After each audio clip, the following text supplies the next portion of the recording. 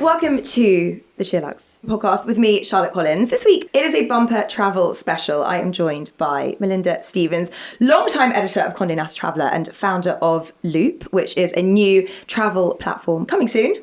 Yes, I think probably spring next year. Spring next year. Keep your eyes peeled. And Jules Perowne, travel PR extraordinaire, regular SheerLuxe viewers, listeners will be very familiar with her. Welcome both. It's so lovely to have you here. Thank you so much. So we are working in partnership with British Airways at the moment. So a big thank you to them for sponsoring this podcast. And we thought, what a great opportunity to talk about all things travel. It feels like the right time, end of the year, to kind of round off 2022 travel, because a lot has changed in the travel industry this year, hasn't it, Jules? Oh my God, I can't even comprehend the changes that have happened within the industry. You know, this time last year, we were about to go through the next wave of the pandemic, weren't we? And then Omicron struck in Q1. You know, that was literally 9 months ago. Yes, my timing's so bad. And now the gates are open. Yeah. And you literally can't get in anywhere because people are so desperate to travel. It's so crazy. My husband and I were talking yesterday about, we went to Miami last Christmas and we did like 2 weeks without seeing a single soul before Boxing Day so that we could get there. And now it just feels like a different world, I think it? I've kind of repressed that time. I just don't, I can't grasp it and I don't remember it. But I had lunch with a great friend in the travel business on Friday and he said he's got one client who spent £3 million this year on travel alone. I mean... And I think people are just... starving and hungry and for otherness and culture and it's mad because it's like, where can I go on Friday? And it'll be like on safari and they'll go. You know, before it was like these big adventures were planned months in advance and now people are literally like, can I get there? Let's go. God, I mean, I'd like to do an entire podcast on £3 million worth of travel in a year. That sounds fascinating. I know, the mind boggles. Yeah, wow.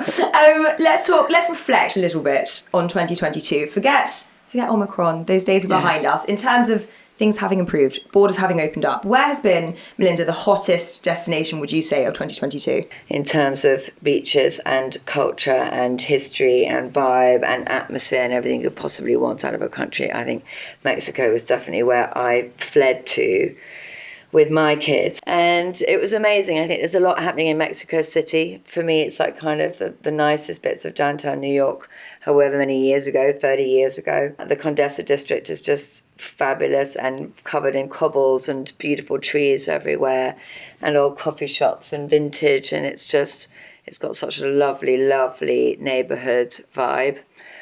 Soho House is opening up there soon, and I know there's a Mondrian opening up there soon, but I would probably hesitate from all of that. And then we steamed down to Tulum because I first went to, Tulum when I was 18. I literally stumbled into it. And of course, there was like 3 hammocks and beer was cheaper than water. And now it's full on and there's a lot going on. But there are still beautiful little spots if you're with the right guide. You can find beautiful little cenotes, etc. And then actually we went down to a part that's more emerging. And when I arrived, you will laugh, I kind of had that moment where I went, oh, it's called Bacala. This is not all it's, cracked up to be. Habitas, who I love as a hotel group, who are very kind of light touch, nature, spa orientated, very chilled, had just opened a property there.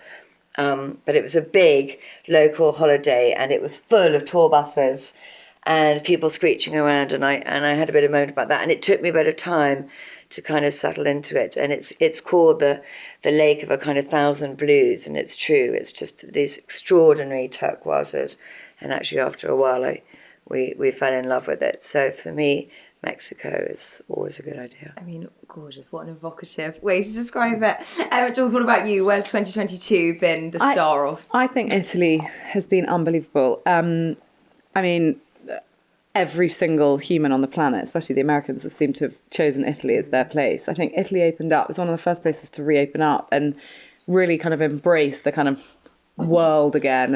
And the hotels there are so incredible all over. Sicily, there's been the White Lotus and the filming. There's Puglia, all these great hotels have opened, beach clubs. And then, north, the cities. I think people have been craving that mix of like beach, culture, beautiful place, food, wine, journeys. I've just been on honeymoon to Italy, and so for me it was just, and I'd done a lot of Italy before, and then suddenly I was doing Lake Como and the coast in Tuscany and driving through in these wonderful journeys. I think Italy offers something so special. Yes, it's hard to beat. And there's a lot of cool new hotels opening there all around. Like Rome, there's maybe like 10 hotels opening next year. So there's a lot of excitement in general about that destination. What have been the hottest hotels? I mean, the world's a big place. But if you could, one hotel that has really excited you that you've been to this year, where has that been? So mine was in Italy on Lake Como called Pasalacqua. It's this beautiful 20-room hotel right on the lake. It was a private home and it's been turned into a very almost club-like feeling property. But it literally feels like you're in a home, in a beautiful private home with gardens cascading down to the lake, a boat you can take off and go and find little places for lunch. And just so special. Gardens amazing. That's my place. Heaven. Melinda? I went to a kind of classic, I think, that really surprised me and I adored, and I'd always wanted to go there, and it was a kind of promise to myself. I think it's one of yours. It was one of Jocelyn Sibouet's. La Femme de Marie, which is in Megève. This is So pretty. I did this thing where I kind of hate skiing and love skiing. And I don't know whether you won't have done it with your little boy yet, but it can be entirely hideous with children. And even as adults, the kit and the caboodle and the stuff and the abonnements and it's just quite like sweaty. It's like, and also it's like the opposite of a holiday. Yeah, just stuff So we did, everywhere, all the time. And rushing and people shouting at you and clunky boots. It's like a kind of mission to Mars. And there's always something left behind, like the glove, which you can't ski without. And a child, we used to pee in our ski suits the whole time because literally just unzipping them was a kind of extraordinary undertaking that we didn't have time for. So we slipped off. Again, I slipped off with my girls, and we went to not our normal stomping ground. I didn't tell anyone. We didn't go with anyone else. And we went to Megève, and we're used to skiing in Switzerland, and Megève with the food there and the beauty of the people, and the Femme de Marie is just so gorgeous, and it was awful. We were like kind of the opposite of how I used to be as a travel writer. I think we had the same breakfast every day and the same supper in the restaurant every night, where we did the same fondue and the same glass of red wine, and it was just dreamy, and it was the best of skiing, really, in that sense. It's just we were calm and considered and in the snow, and we would stop for a break when we wanted it. And that was, we did make one daughter go down a kind of triple black at one point, and she had to take off her skis and everything and had to slide down on her bottom weeping. So that took us back to the old times. But otherwise, that was my hotel quiet Moment. hit of the... We barely left the hotel. Heaven. Other than ski. And what about UK openings or hotspots? Where has been a kind of number one for you in the UK this year? Well, I went to university in Edinburgh and have got very excited about the new Gleneagles townhouse that's just opened up there, which opened earlier this autumn.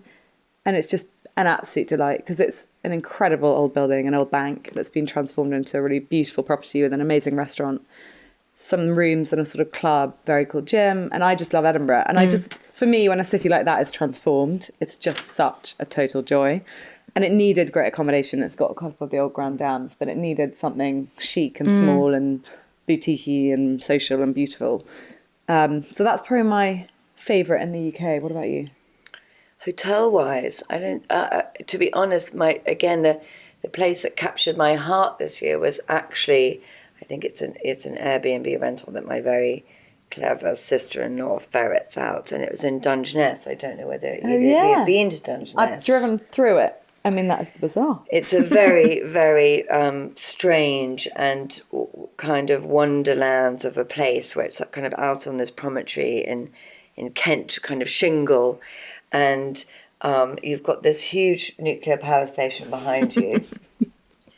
Beautiful. And in front, I've become obsessed with nuclear power stations as a result.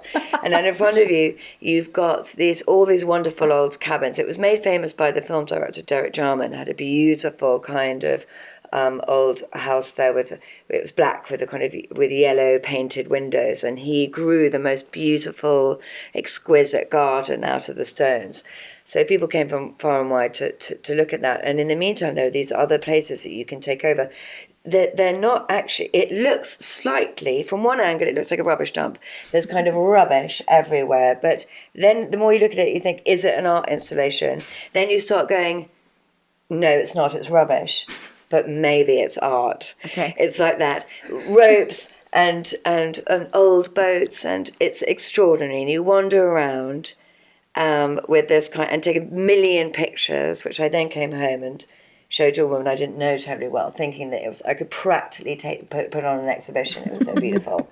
And then I looked at them through her eyes. She was like, yeah. oh, you're taking pictures of lots of rubbish. Right. So that's Dungeness. But we stayed in a house designed by an amazing architect, and it was all concrete and fur, and we drank well into the night, and it was just beautiful and eerie and very, very special. Okay, there you go. Something different. That is different. I know, but This is what I love about you. But that's great because and everybody knows. It's so. But everybody knows the hotspots, and it's so Yes. refreshing to hear. Well, I think part of what we're trying to do at Loupe is everywhere we go, and Jules will know this more than anyone, right? There's the classics, and there's this. We're all so clued up on places to go, and then the little niche hotspots to have lunch, etc. And there's an incredible kind of international network around that. And I think part of what I'm trying to do is like change the paradigm on what we give value to. So it's the classics for sure, okay, but it's also the stuff outside the lines a bit. So that I think it's a bit of a cultural shift. And there's a new confidence in travel in the UK. Like, it's not just for us anymore as well. It's for the international traveller. Look at the pound and the dollar. I mean, the Americans are coming here in droves. You speak to all the hoteliers. It's the Americans that are coming this summer. They're booked way in advance. And I think, like, whether it's a tiny little pub, I was staying at the Beckford Arms at the weekend, which I absolutely loved in Tisbury. These little properties are doing incredible things. They're totally challenging all the old classics. And I think when people come, the Americans come into the UK, they're all used to going on the same beat. Maybe they go to the Cotswolds, maybe they go to the Highlands, The Dalesford Circuit. and it's predictable, and I suppose there's just so much more going on. I think that's the magic about travel in general. It's like amazing people doing amazing things in amazing places, and you just have to forage and you have to ferret a little bit more. How fantastic if there are so many great options here on our own soil. London obviously is such a kind of international hub and has such kind of attraction, but there is so many. I think it was happening pre-pandemic. But it's certainly more pronounced now in that people who let's say London chefs like Florence Knight, who are taking what they do out of Sessions Arts House, which is one of my favourite restaurants of however long, with its peeling walls and that old courthouse in Clerkenwell, and she's now taking what she does up to it's just outside Cawdor in the Highlands, and just so I think there are people moving out of town, and whether it's obviously there's been a big Cornish diaspora. I mean, if I was in Cornwall, I would argue for independence from the UK. Build a wall. I would build a wall with my own hands. Yeah. The food scene down there and the beaches is just, it's bar none. Yes, it's been quite frustrating for the locals, I think, hasn't it? Hugely frustrating. There's amazing things happening around older kind of industrial estates. And once you look at these buildings, once you look at estates with a different lens and a different eye that's had a little love and attention, a little edginess and a little coolness to it, then I think it shifts where we want to go, because I think getting off that beaten path is very important. Yeah.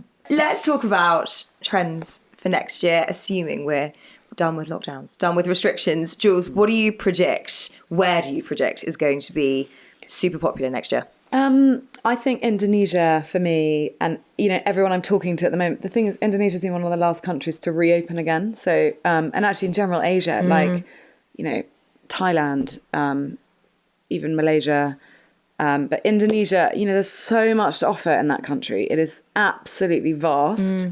Everybody sort of knows the obvious, the Bali, etc. But all these other islands are beginning to open up. It was all sort of happening pre-pandemic. But now these great little properties are opening in Lombok and Timor and Raja Ampat and the Anambas Islands, all these places no one's heard of before. But Indonesia's only literally just reopened. And I think, in a way, that's what people are just desiring, isn't it? Like, like the most remote they could get. I was speaking to somebody yesterday who just said, I just want to get on a boat and go somewhere like and not see humans for days and days and days. So I was kind of having this wonderful chat last night about flying into Papua and going north and into Misul and really great places. So, and I think in general, Asia will have quite a moment this year, and also South America as well. Yes. Melinda?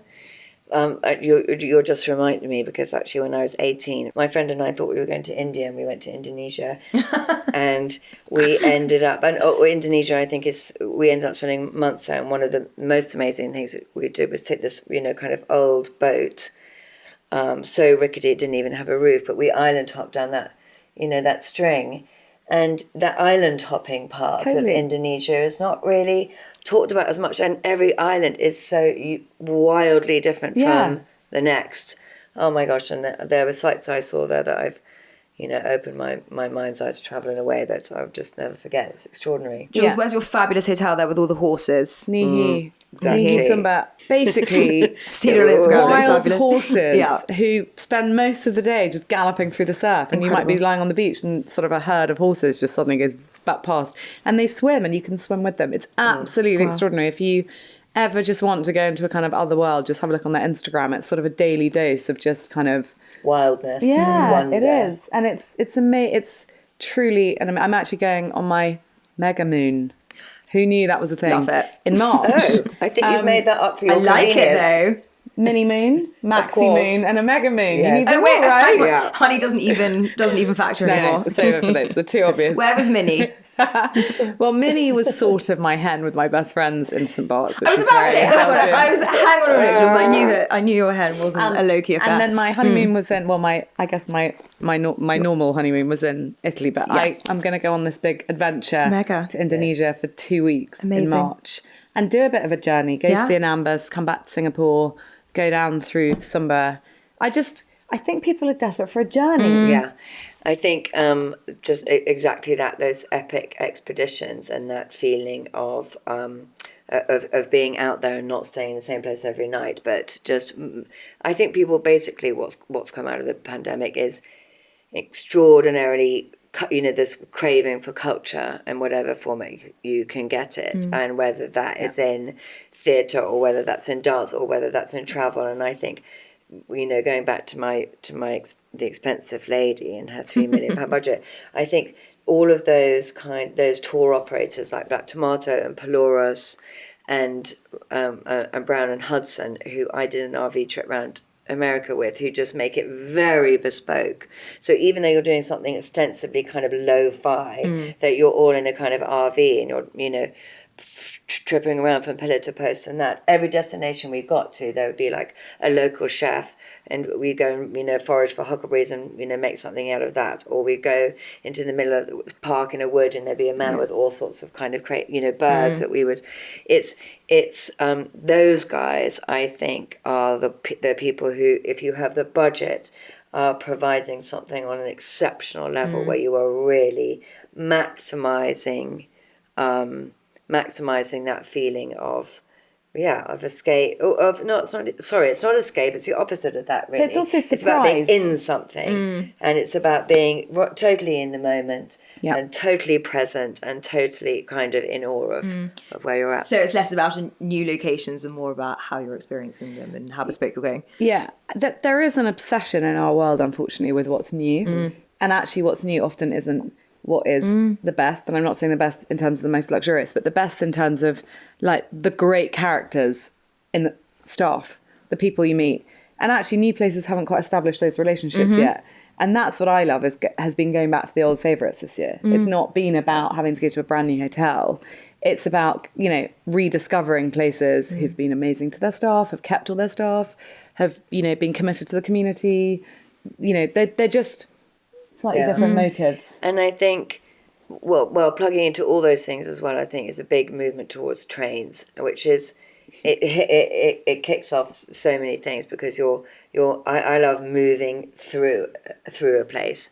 There's something wondrous to sticking your head out of, whether it's in Vietnam or you're sticking your head out of a window and you're just smelling something different, but you're moving through. I think movement as humans is really crucial, and it helps. I always feel that when I'm in motion like that, my brain feels like it's in progressive motion too.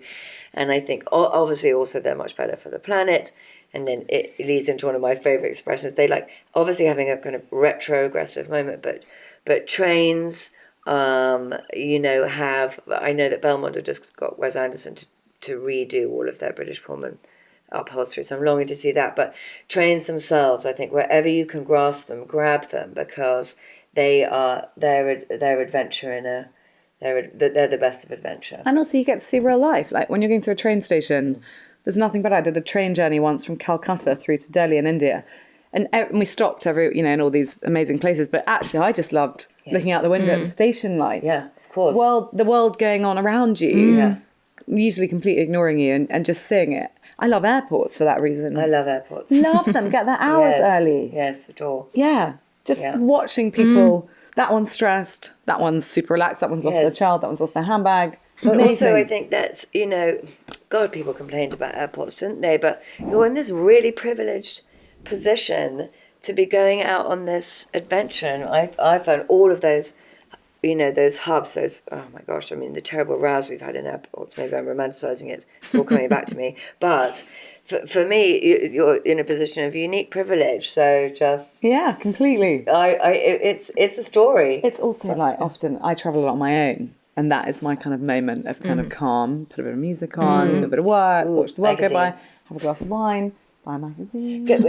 Get terribly drunk on the plane. Always. But it doesn't matter what time it is, I'll have the Bloody Mary. Hideous, tastes hideous. Yeah, 9 a.m, 8, 7, That 6, thick whatever tomato it is. juice. Yeah. Time does not exist. But you're does like, it? I'll have that with vodka and filet. Sounds about right. Yeah. Melinda, where's on your hit list? We know Jules is off on her maxi moon. Where's on your hit list for next year? God, I just came back from a weekend in Yorkshire. I must have gone, bearing in mind it took me 5 hours to get there and 5 hours to get back. I fell in love. I don't know how well you know it. It's just so extraordinary. So I feel, again, having, talked a big game about looking what we have under our noses at Loupe, I want to do, travel more around the UK.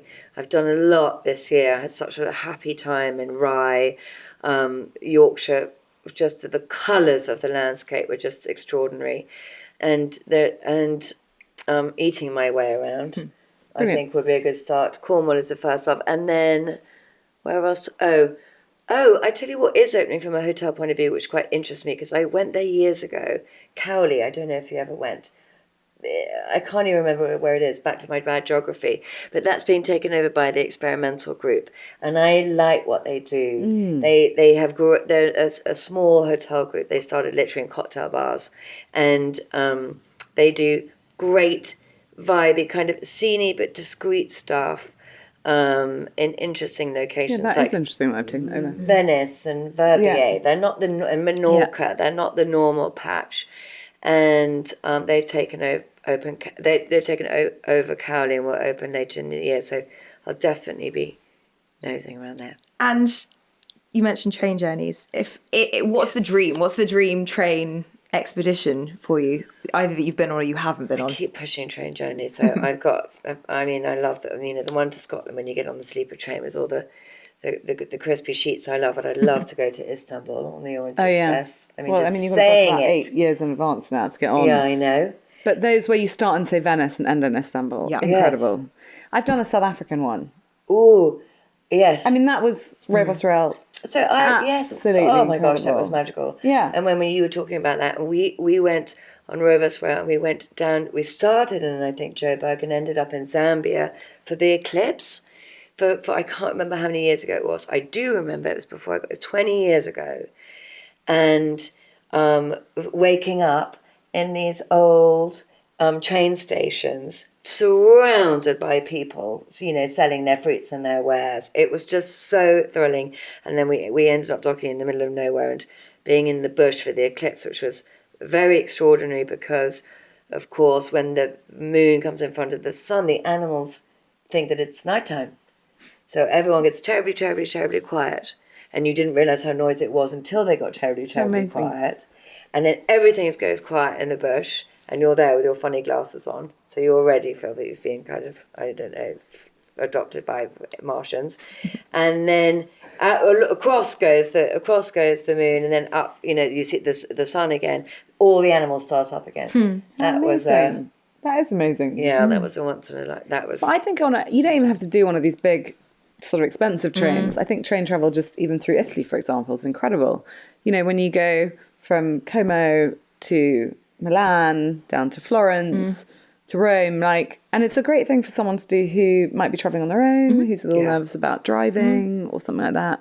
I think generally train travel is a great way of journeying around. And also, if you're on a train, let's say, and some of those Italian ones, and those beautiful ones that snake around the south coast of France, and then the one that I take often in the summer down to Cornwall, is like a lot of it happens by the sea. Yeah. You're running along the water. Yeah. And stunning. the light on the water, and you just can't. It's very special. Yeah.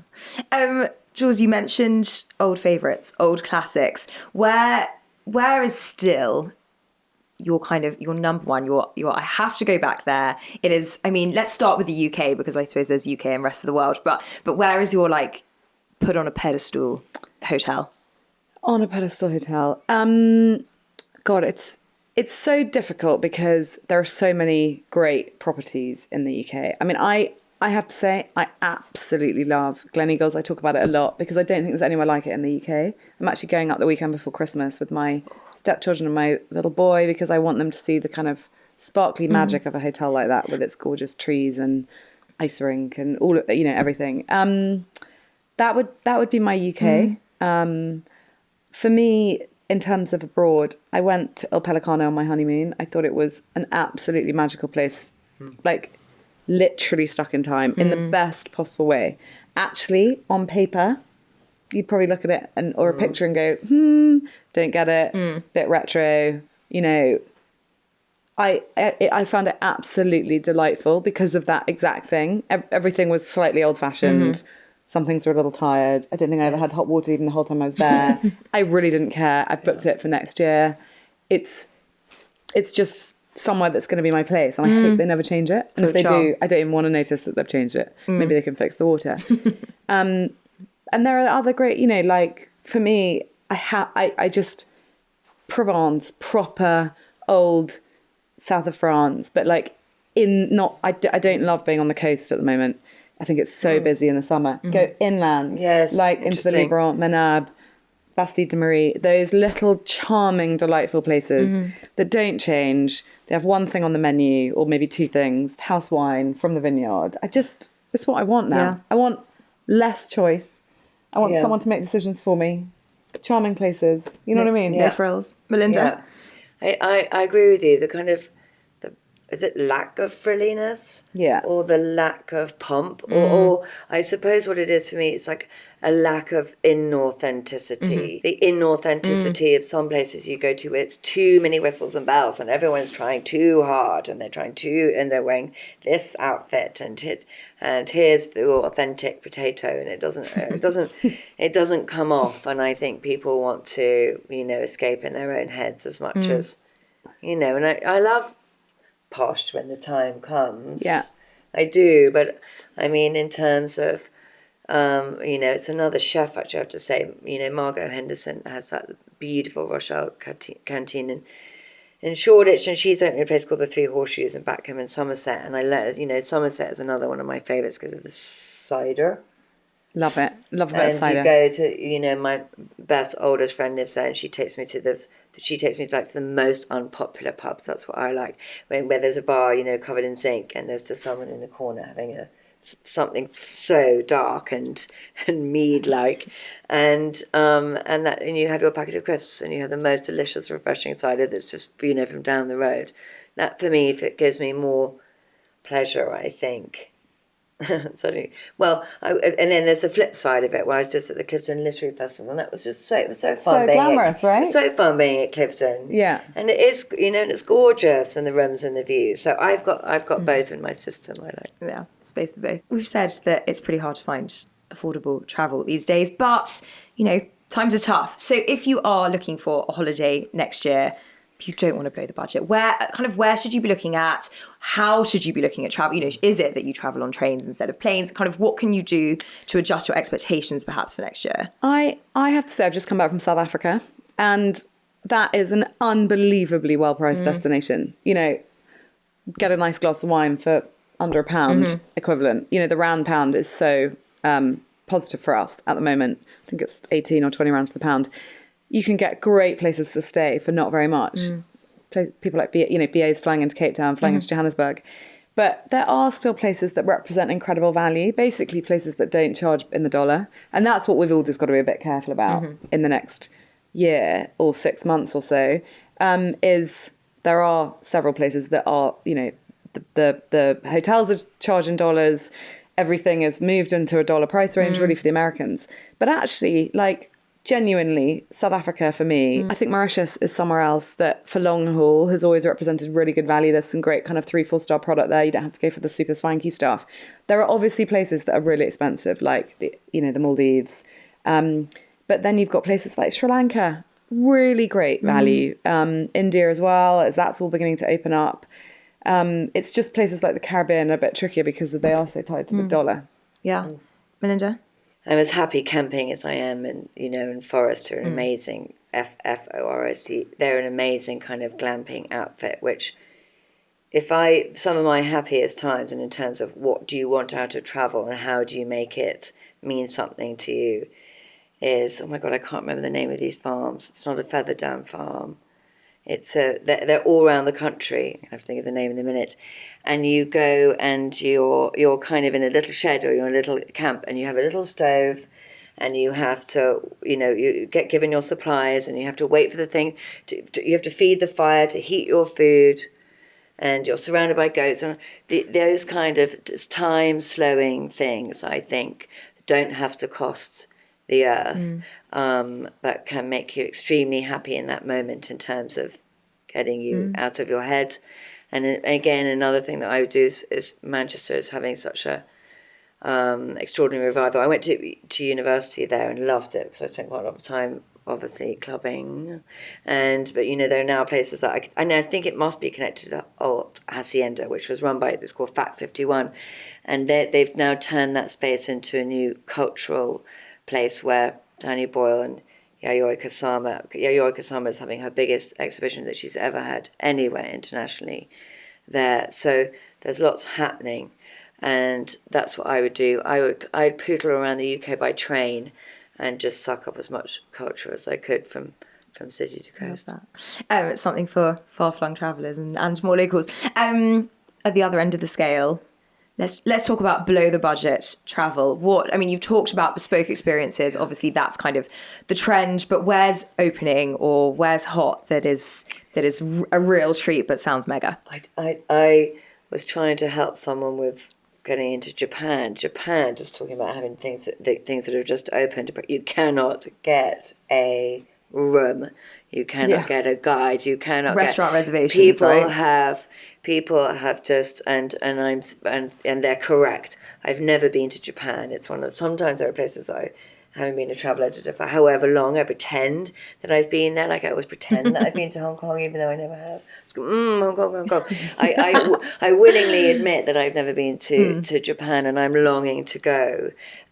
It's an expensive proposition. I'd want to go with my best possible guide ever. I'd probably call Philippe Brown at Hudson and do it in the most bespoke way. There's a wonderful book. I was talking, one of the people who I was with in Yorkshire was a man who'd spent he was like a character from a Tintin novel, like a proper old explorer, and he spent 20 years in China and then a last chunk in Japan. And I said, you must read a book called The Ginger Tree. It's very, very beautiful, written about 100 years ago by a man, but from a woman's perspective, and how she lived a chunk of her time in China and then moved to Japan. And it's so evocative. So I'd like to retrace some of that ginger tree-ness out in the Orient, and I would and that would be very expensive, I can tell. Very expensive. I can tell. I just want to spend as much time as I can in Africa. I I want to go to Madagascar. I want to do baobab safaris. I want to see that coastline and how untouched it is. I want to go and explore more and more of being in Africa. I feel like it's like food for your soul. It sounds so cliched, but I was there for 2 weeks, a couple of weeks ago, but I was traveling around a lot, like kind of a day in different places. But actually, I just realised that I needed it. And I was on my own, and I absolutely loved that feeling of being there on my own. I was like going on a game drive, looking at things through my eyes, not anyone else's. Yes. Silence, sleep, lying out. I slept out every night on my balcony, on my own. It was so amazing. And I just, whether it's Botswana, I'd never been to the Delta before. Yes, I'm desperate to go. I just want to do that. And again, these kind of big adventures, that's where my heart is. And also just in terms of everything that's happening in Africa, obviously in southern Africa, the scene there from an art and fashion and music point of view is just really hitting an international stage in a major way. And I think I'm intrigued by Lagos as well. Lagos, they in their kind of 14th year of Fashion Week, they have the V&A did that big Africa fashion this summer, and I just think there's a lot going on, but I'd love to get under the skin of a city like Lagos as much as out in the country. And then Senegal is another place I'd love to go on that continent. Well, I mean, Jules, I think people might be surprised to hear you say that you did that alone.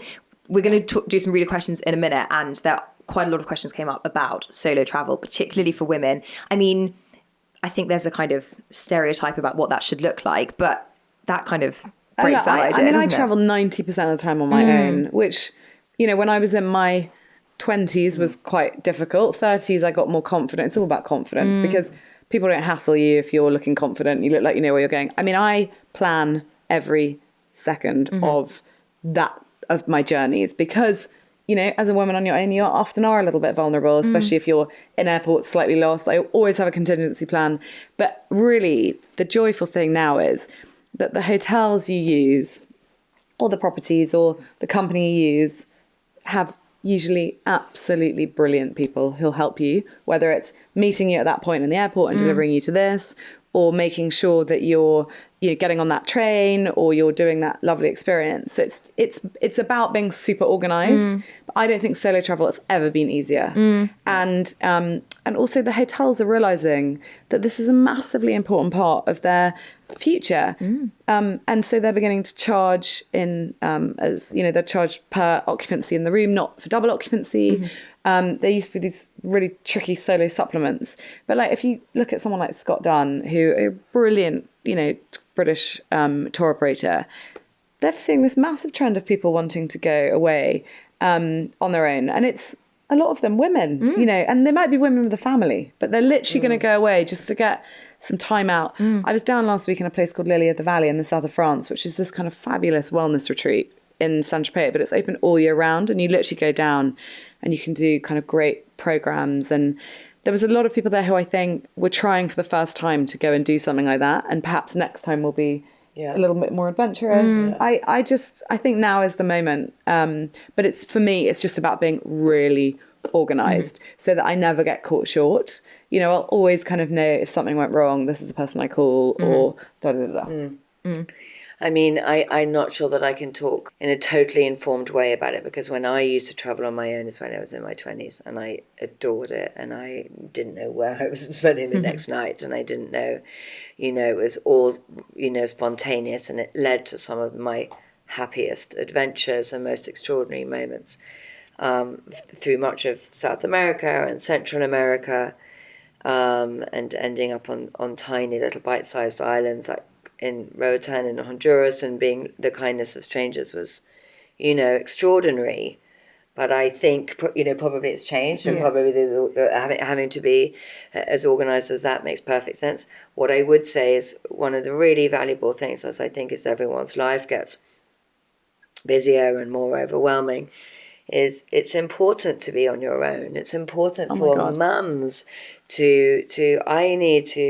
I cleave being on my own, and there are very expensive wellness retreats, and I'm a huge fan of the Lanzerhof and the Mayors, and I think you must do those on your own. It's important you do them on your own. Otherwise you will get divorced. But you can also go But you can also go to much less expensive ones and detox, because that's I find that a very vital part of our overeating, over consuming, over rush lives. If you can do a detox, which literally forces your body to slow, you're literally kind of cleansing your system. You do get very, very sleepy, and very, very sluggish, and then there's a kind of revival day 3 or 4 where you're kind of reopened out to the world again, and it's really meaningful, and it resupplies the energy that you've been missing for a long time, and that quietness and not being answerable to anybody. I used to have this, ticket. I never did it, but I had an imaginary ticket when my 3 girls were little. Like, how many times could they say, "Mama, mama, mama"? Ask me a question in a minute, and it could run up to the thousands. And so it's really nice, I think, to go and find time to go and be on your own. Yeah, but I do think the solo travel thing also doesn't have to be about spa and detox. Like that was what really surprised me in Africa. I was in this beautiful lodge, Singita, in Kruger National Park, and there was this wonderful woman who just was away for 2 weeks on her own. She was doing 2 lodges, she was doing a week in each, and she was doing a lot of spa and wellness. She was going on her game drive, she was going to bed really early. She had her family at home, but she just really needed this kind of me time. And I love the fact that she chose Africa, because actually where is more beautiful and sort of connected to nature and the soil and the earth. Yeah. It was amazing. I was having a funny conversation actually with a friend who we were talking about what he was about to go on this big solo mission, and he was being questioned, which, those big guys really question you and dig into, like, what you've enjoyed before and what gives you pleasure. And he said his happiest time was being in India on a tiger safari where he knew that they weren't going to see any tigers. And there's something kind of beautiful about a kind of fruitless mission.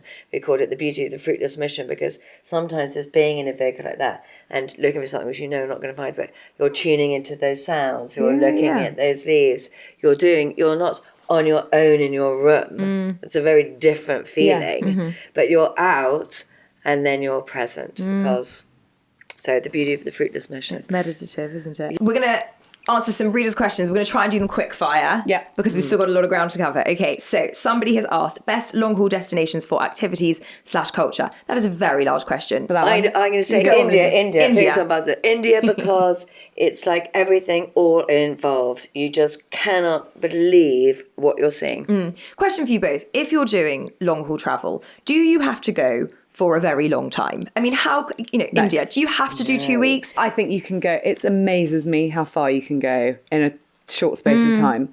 And the most important thing is obviously flying direct, because you can't waste your time messing around with, Miami Airport. Nothing. Yeah. But yes. Yeah, I think so too. Ideas for a long weekend in early February. Where in Europe? Where in Europe is lovely at that time of year? Where would you go? I would go down to southern Italy. Probably still get some lovely weather, or even like Andalusia in Spain, gorgeous. So try and get some sun. Yeah, I mean, look, the reality is, if you want to get some sun in Feb, you're going to have to go to somewhere like Cyprus. You're going to have to go, Greece is out, everything's closed. They close, their season ends mid-October. So you're really thinking southern Italy, Sicily, like we were talking. I mean, I have to say, I'm slightly obsessed with Sicily, way pre-White Lotus. There's this whole part of Sicily called Noto, which is where, these unbelievable Baroque churches are, and these beautiful towns, and no one's heard of it. I mean, they've done little teeny bits of Italy, Taormina, etc., but Sicily's really becoming somewhere, and right down in the heel of Italy as well, Ugento, all of that little region. But you've got to really look on that kind of southern part. Also, Tangier. Amazing. Great little properties all opening in Tangier. If you don't want to do Marrakesh, it's a bit too busy. But if you're going to do Europe then and you want some sun. Yeah.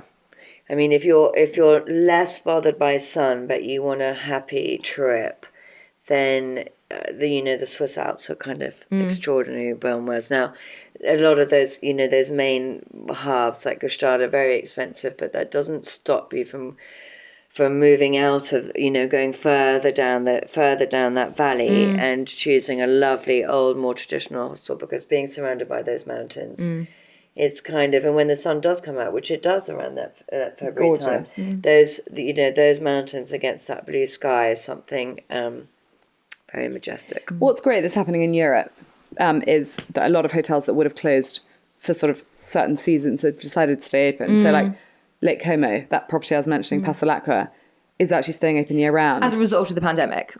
Yeah, I think people's patterns, people have just changed their travelling patterns. And actually, is there anywhere more beautiful than Lake Como in the winter, sort of mist coming down from the mountains, out on the boat? The restaurants are all still beautiful.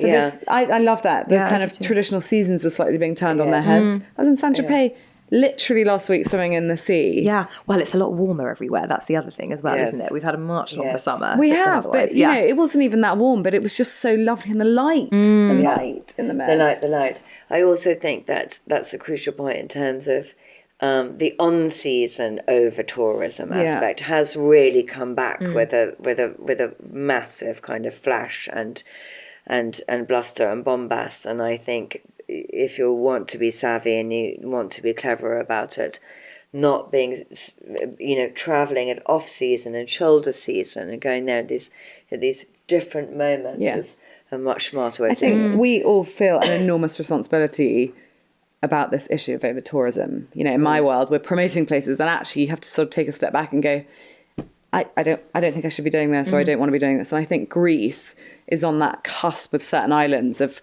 having tipped over. And we were all hoping, I think, for kind of good habits to come post-pandemic. And in fact, what's happened is the gates have opened in certain places, and they're just allowing building and building and building. And I saw that in Santorini. I was deeply, deeply shocked, having seen it six years ago, and this year Mykonos similarly. Yes, it was quite a horrifying thing, actually, the overdevelopment. So often out of season is the best time to go. Yeah, a lot of people said that this summer about the Greek islands. I mean, you have to hope that everybody goes and then realises it's too crowded. And I feel like everybody who went to Mykonos or Santorini this summer will look for somewhere quieter to go this year. I think the complicated thing is that the Americans have pushed that demand. And there's Same a lot in of Italy. them. There's a lot. And they're flying, direct flights into Athens now from the States.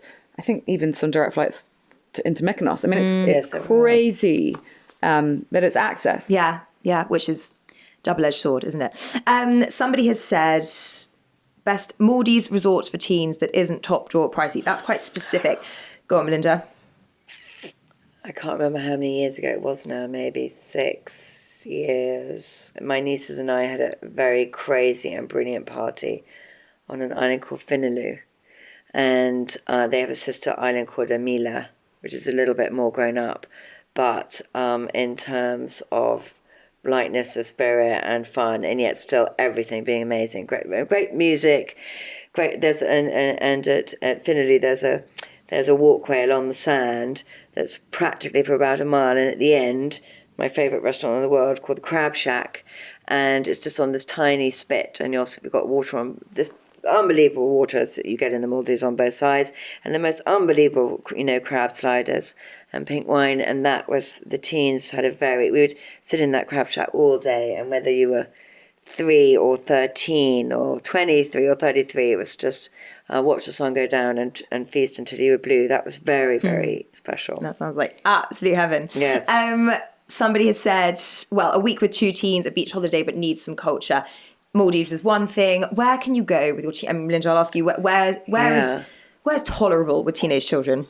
So, anywhere? Is there anywhere? I've got my 3 teens, and do you know that I've travelled a lot with them, and it's been so fun. But it sounds like I'm going to push this again, because I think the importance is not. Well, we have this thing on Loupe called these micro itineraries, and it's like, instead of everyone watching whatever they're watching, and everyone's watching different things, all 3 teens are watching different things. They're not even doing it in the same room. So how do I get them that they're together and we're all on the same beat? So we do these micro itineraries around Peckham or Shoreditch or Hackney or Ulster or wherever it is, and just get somewhere to have a drink before lunch, somewhere to, and I really mean it's like an afternoon into the evening. Then where do you have lunch? Then a little gallery or some little vintage shopping afterwards, then a coffee, then a cocktail, and then dinner, and then back.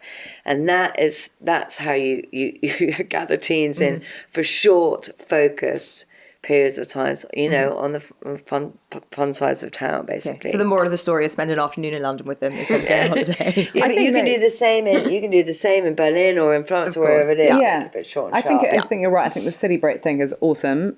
If you want beach, I think the Caribbean is great, because if you're, choose somewhere like Antigua or Grenada or one of those islands, they can be just down the beach in a nice little beach, feeling a bit independent, can come out to the hotel. The Caribbean is awesome. Yeah, it feels safe for kids to run around, doesn't it? And Jules, you've got a little one. What about travel with little ones? Where can you go? Where's friendly but also still provides a bit of a break for grown-ups? It's been a lot easier than I thought it would be. And we've done quite a few trips, just the two of us, which has been brilliant as well. To start with, I went very easy. I went to the Anassa in Cyprus and places where you can fly direct. Then there's a sort of 20 minutes the other end to get to where you need to go. And then you're there and there's some kind of childcare situation. And those Anassa, Almira, they're brilliant for kids. Brilliant. Greek islands, I found absolutely traumatizing with children, simply because all the hotels seem to have infinity pools and rock formations and everything else. And that kind of beach club vibe is not particularly child friendly. So that was a bit of a no-no. South of France, perfect in terms of in Provence again, like villas, etc. But we've done lots of long haul as well. He's been to the Caribbean with me twice. Obviously that first night when you wake up with jet lag at 3 a.m. and they're like, hi, is kind of exhausting. But for me, it's about, is there a nanny who'll help me out? And the Caribbean, they just love kids. And I literally had to tear him away from these gorgeous Antiguan ladies when I was, wanting to go and have a couple of hours on my own. My eldest daughter calls it her favourite holiday was Clayoquot Wilderness Resort in Canada. Oh my God, I'm obsessed with that place. Oh my gosh. Obsessed. Those ranches, to be honest, all of those. The ranches are amazing. So, and in Canada, in America, they're that much more health and safety. You have to be a certain height to ride the horses, and you have to. In Canada, it's very, very loose, and in Clayoquot, you're in the most beautiful countryside, in the fabulous tents, and you kind of eat outside, and all these wonderful cowboys pick up your kids and put them on a horse, and there's bears everywhere, and you go and pick the berries and then you're out looking for whales, and you're on boats, and it's proper adventure, and then you come home to the most delicious food, and then all the kids just tumble about on the lawn with, I think it was called, when we were there, Cowboy John. He had about 17 dogs, and you would eat your lovely supper, and then you just watch all the children playing around with a gazillion animals, and that's kind of heaven, what you want. And then it's also it's how you travel, and that's when, for example, I've completely fallen in love again with BA, because they're so good when I'm in there with a kid and they let him play with the mini boss. He's taking out the tonics, putting them back in again, and I always book well in advance, try and get either an exit row or on the front row of even an economy flight, so that I can basically sit on the floor, chuck stuff at him, and he sits there chucking it back at me, and I've got a bit of space. I mean, Jules, thanks for the world's most beautiful segue into we've got to talk about British Airways. Thank you. You should do this for a living. Obviously, as we said, this podcast is sponsored by British Airways. Georgie and I were lucky enough to go just last week to fly in their new club suite, which is their new and improved business class. We went to New York for 24 hours, which was surprisingly doable. Anyway, lots more of that to come on SheerLuxe. But I have to ask you, I mean, Jules, you're such an advocate for BA. Yeah. What is it, apart from the child friendliness, that you love about them? 20 years ago, when I first started in my job, a friend of mine said to me, look, choose an airline and stick with it, and it will pay off. And choose an airline that's part of a good partner network. And BA was just the easiest. And then has just become so invaluable to my life. I live in West London. Heathrow is amazing. I love T5. I think it's just so brilliant. I've worked my way up on my status. It's really paid off. They really look after me. But I just honestly, I love the crew. I have good banter when I'm traveling. I'm often on my own. Sometimes I'm a bit lonely. I was in Boston the other day, and it's such a great airport, Logan, right in the middle of the city, and I was feeling a bit homesick for my little babe, and I'd been away for quite a while, and then this BA tail fin came into view, and I got really emotional. It's home. It does feel like that, doesn't it? It does. And I think, all airlines get so much stick, especially at the moment, and it's often not their fault. I had 10 and a half hours on Monday in Schiphol Airport on the way there and on the way back. It wasn't the airline's fault. It was understaffing at the airport. It was immigration coming out of, on the other end. I arrived late.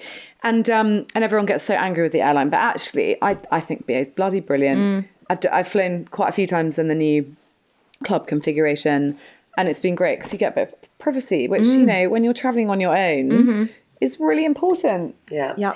Funnily enough, I think when you were talking about, traveling with your little boy on BA, I was just trying to think in terms of that's what BA I think symbolises in a way. It's slightly like a kind of warm nanny's hug. Yeah. And I think there's something very comforting about the ladies in their buns and the colours of the red and blue, and you feel that however deranged your children are going to be, however deranged you are going to be, that nanny will take care of you. Yeah, exactly. And you can get a Bloody Mary. You can drink through it. Critical. Jules, you mentioned, collecting tier points and kind of the benefits of it, because, we're spending a lot of time talking about Club Suite and flying comfortably, which so many people I think have, always thought is so inaccessible. But frequent flyers can really reap the benefits of that, can't they? So through my business, we book a lot of BA stuff too. So we get BA on business points, we get the miles, we have a BA Amex card, which is what we book a lot of our other travel on. So, we might get a couple of 100,000 tier points in a month just from the trips we book and we send people on. And then we use those to send our team away often. And we've got an office in New York. So I'm back and forth in New York every 6 weeks. And most of those times I get to book my ticket on our miles, which is brilliant. And I do the day, I love the day flight back on a Friday so I can arrive home looking a little less stressed than I do off the red eye and have my long lunch on board. But look, I've made it work for me. I love T5. You're literally from kind of, roadside to airside within, 8 minutes, something like that. I mean, it's a total joy. And I think a lot of my team now are getting to that status too. So it really, really pays off. And I just get really well looked after on board because they know. And the point is, fantastic if you're a frequent flyer like you and you can accumulate like that. But as you mentioned, you can have a British Airways Amex. You can be racking up those tier points and you just have to be savvy, right? And you get your companion voucher. Exactly. There's also quite a savvy thing online where if you search on your phone, weirdly, not on your computer, you can actually see the air miles flights available for the whole year. So that's quite another way of doing it, because often otherwise you're literally like, okay, I'm going to try for these dates and these dates and these dates. And actually there's like a calendar which shows you, but I can only ever find it on my phone. So if you're not fussed about where you're going, but you've got some tier points, some air miles to use. For example, Mexico, we have a great shared love of a place called Hotel Esencia in Mexico. And I really needed, I really, really, really wanted to go. The owner had been very kind and saying he'd look after me if I got there, but I just didn't have any money, couldn't afford to go. And at my air miles, I was searching any hub of getting into the US, couldn't get to Mexico because all the flights were gone. So I found 2 BA air miles flights into Houston in Club. And I had a night of Houston. I went to NASA. Amazing. And then the next day I just was down on American, like a really cheap, because it's 2 hours. Oh, clever. And it was brilliant because my long haul trip was done. But I got it on air miles. So and I do that a lot with the States. I'll search and then, for example, I might fly into Boston to get to New York sometimes and then just take the train down. So you can totally make it work for you. Jules, we've got to then talk a little bit as well about the new Club Suite and just how comfortable it is. This new configuration means that everybody has aisle access. Yeah. Everybody's got their own door. And I mean, it's just so comfortable, isn't it? Between the bedding, the food, I mean, it's fantastic. Yeah. And also there's just more space for your stuff. So I always used to find that I'd like leave something behind because there was just a sort of pocket here or something there and I never quite worked out how anything was. Whereas now you've got like, okay, that's where my phone's going to go. That's where this is going to go. I've got my privacy. My magazine's going to go here. There's a space for my jacket. It's all great. The food's so good. The wine is always great, always useful. And I think that, you've just got a lot more space. First of all, you're right. You don't trip over the legs of somebody as you're trying to get in and out. There's also not that really awkward moment in the love seat, which I always call the middle bit, where you've got to like sit next to someone you've never met in the most intimate way, kind of right, like you're going to sleep next to somebody. And also the most uncomfortable thing, which was the button you had to press to put the screen up. And there was always that like, okay, can I do it before takeoff? Yeah. Is that really rude? Or when am I going to do it? And now I've got to have a conversation with a really, someone I really don't want to have a conversation with. So I love it now. Yeah. I'm in my little pod, basically. Yeah, exactly. Happy days. Exactly. Happy days. I remember flying back from Malawi and it's very bad geography and very bad timing. and I'd organised a party for my sister's wedding anniversary, but I'd got the 24-hour clock wrong, and I realised that coming back from Malawi on planes, trains and automobiles that I had got the day wrong, so I was going to miss the party. So I got really drunk in Malawi airport and went wherever we flew back, then it probably was Johannesburg, and coming back on that, the button with the divider. Yeah. And I was desperately trying to tell the man next to me about the tales of the woe, and I kept on banging on about it. And it had caterers about the party that I was missing, and he was desperately pressing that button to try and shut me down. And I was like, we're down here, peering over, and so I hadn't finished telling him my woes. Fantastic that you can now block out people like you. Yeah. Great. Yes. Block me out. All right, ladies, I think we're going to have to leave it there. Thank you so much. I could happily sit here and listen to you both talk about travel all day long. I'm going to give you one last recommendation from you both. If there's one destination that people should check out next year, where would it be? Madagascar. Melinda? Wait, I'm still thinking. Oh God, do you know where I'd really... Again, sorry, I'm being retro-aggressive, which is one of my favourite I like that expressions. I'd love to go back to Cartagena. The music, the food, everyone was just dripping like toffee. It was amazing. Heaven. All right, thank you both so much. Melinda, people can find you at Loupe, LOUPE_UK. Keep your eyes peeled for that. And check out Jules Perowne, Perowne International, for some serious hotspots all over the world. Thank you so much for listening. If you have any feedback, please do email podcast@SheerLuxe.com. We love hearing from you. Don't forget to rate, review, subscribe and tell your friends, and we'll see you next time. Bye-bye.